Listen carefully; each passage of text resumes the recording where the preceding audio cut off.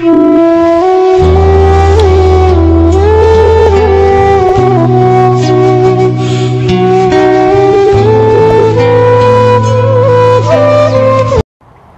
bin Khattab. Umar adalah sahabat Nabi yang mulia, terkenal dengan ketegasannya. Saking tegasnya diberikan julukan oleh Nabi SAW dengan Al-Faruq. Faruq artinya membedakan mana benar, mana salah. Umar bin Khattab ini, Bapak Ibu sekalian, salah satu keutamaannya adalah pernah satu waktu dia lagi masuk ke rumah Nabi SAW, kemudian para istri Nabi lagi bicara, dan suara mereka tinggi. Bukan kena tidak santun sama Nabi SAW, tapi lagi ngobrol satu sama yang lain, perempuan-perempuan lagi pada ngobrol. Begitu Umar datang, semua diam. Lalu Nabi SAW senyum. Kata Umar, ya Rasulullah, kenapa anda senyum? Semoga Allah membuat anda selalu senyum. Kata Nabi SAW, saya heran dengan wanita-wanita ini. Waktu kau belum datang tadi, suaranya mereka tinggi semua. Begitu kau datang, senyap. Nggak ada suaranya. Maka kata Umar, hai musuh-musuh Allah, apakah kalian takut kepada saya dan tidak takut pada Rasulullah SAW? Maka kata Ummu Salamah, istri Nabi yang paling tua, tentu saja hai Umar, karena Rasulullah lebih lembut daripada kamu. Umar orangnya tegas, luar biasa gitu. Apa kata Nabi SAW? Wahai Umar, wahai Ibnu Khattab, gara-gara ketegasanmu ini, halal, haram, gak ada main-main. Maka ketahuilah, demi zat yang ubun-ubunku dalam genggamannya, demi Allah maksudnya, kalau kau lewat di sebuah lembah, syaitan lihat kau lewat di lembah itu, dia cari lembah lain. Karena takut bertemu dengan Umar. Bapak Ibu sekalian, Umar punya kisah banyak sekali, radhiyallahu anhu. Luar biasa juga kisah-kisahnya. Beliau pernah, Bapak Ibu sekalian, di zaman khilafahnya beliau, didatangi oleh anaknya, dan anaknya ini berkata kepada ayahnya, Umar, anaknya masih kecil kebetulan. Ayah, teman-teman saya mengolok-olok saya karena baju saya sobek. Beliin baju baru ayah. Maka kata Umar, baiklah, pergi ke Baitul Mal. Baitul Mal itu kayak tempat penyimpanan harta, makanan, minuman, persiapan umat Islam. Kata Umar, pergilah kepada pamanmu penjaga Baitul Mal, sampaikan salamku dan bilang kalau ayahmu sedang meminta gajinya dimajukan. Ambil itu lalu belilah baju. Maka anaknya pun pergi ke sana lalu berkata, paman, ayahku Amir Mu'minin Umar bin Khattab menitip pesan, katanya kalau bisa gajinya dimajukan. Lalu kemudian saya akan ambil untuk beli baju karena teman-teman saya mengolok baju saya sobek. Lalu kata penjaga itu bilang apa? Sampaikan salam kepada ayahmu Amir Mu'minin. Bilang, apakah ada jaminan bahwasanya ayahmu masih bisa hidup sampai akhir bulan sehingga dia bisa bayar itu? Sekarang belum selesai, belum tanggal terima gajinya. Kalau dia ambil sekarang, apa ada jaminan dia bisa hidup sampai akhir bulan nanti? Maka anaknya dengan polos pulang. Wahai ayahku, pamanku penjaga Baitul Mal bilang, sampaikan kepada ayahmu salam dan bilang, katakan apakah ada jaminan engkau akan hidup sampai akhir bulan? Maka tiba-tiba Umar bin Khattab menangis terisak-isak sambil mengatakan, pamanmu benar, pamanmu benar. Tidak ada yang bisa menjamin Umar hidup sampai akhir bulan. Apa yang mendorong seperti ini Bapak Ibu sekalian? Kenapa Umar seperti ini? Padahal dia raja, dia bisa suruh ambil gaji, bahkan bisa utang. Tapi subhanallah, kuasa Allah SWT. Kisah yang lain, Umar bin Khattab radhiyallahu anhu ini pernah satu waktu mengirim surat kepada Raja Romawi untuk mengajak masuk Islam.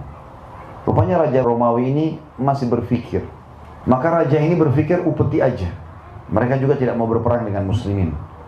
Diutus salah satu orang perdana menterinya raja ini yang membawa sekitar 3.000 prajurit, diikuti dengan banyak sekali peti-peti emas.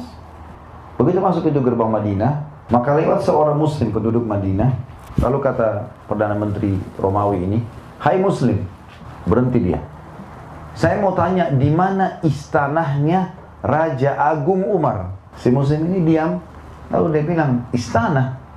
Kalau yang anda tanyakan rumahnya Amir Mu'minin, saya tahu. Lurus saja, nanti belok kanan. Lalu orang muslim ini pergi.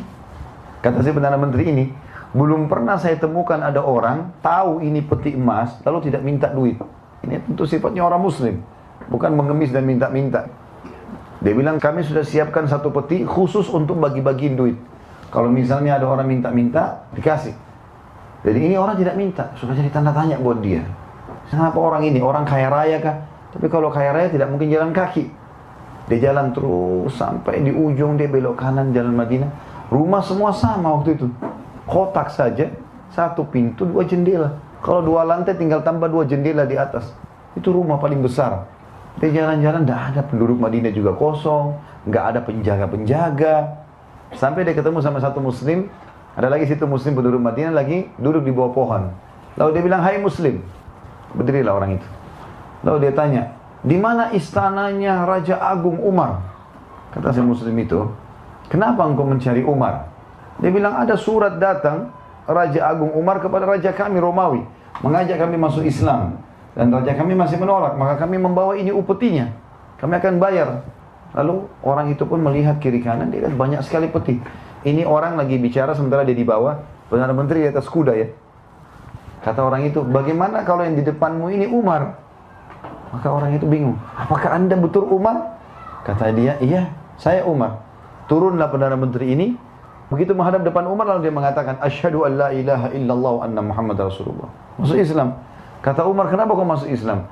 Dia bilang, saya sudah lama dengar nama anda. Dan saya sekarang baru tahu, kenapa orang-orang di negeri saya kalau dengar nama anda, saya sudah ketakutan.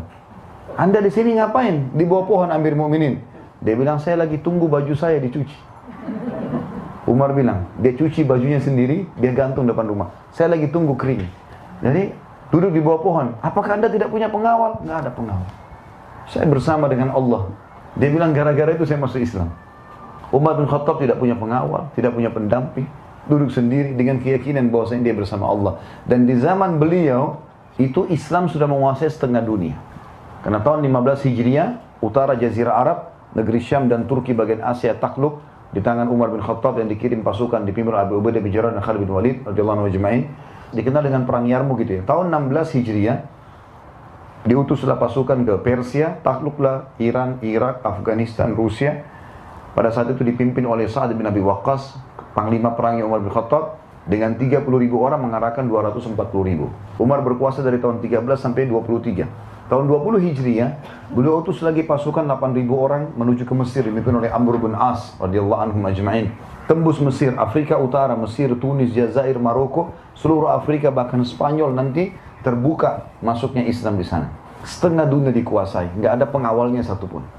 Apa yang membuat Umar bin Khattab bisa lakukan ini, Bapak Ibu sekalian?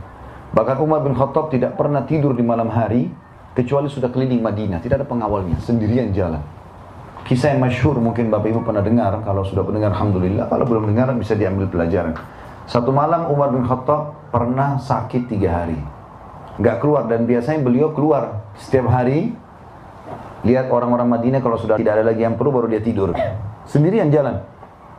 Hari keempat beliau keluar. Jalan terus sambil pinggir kota Madinah ada api unggun.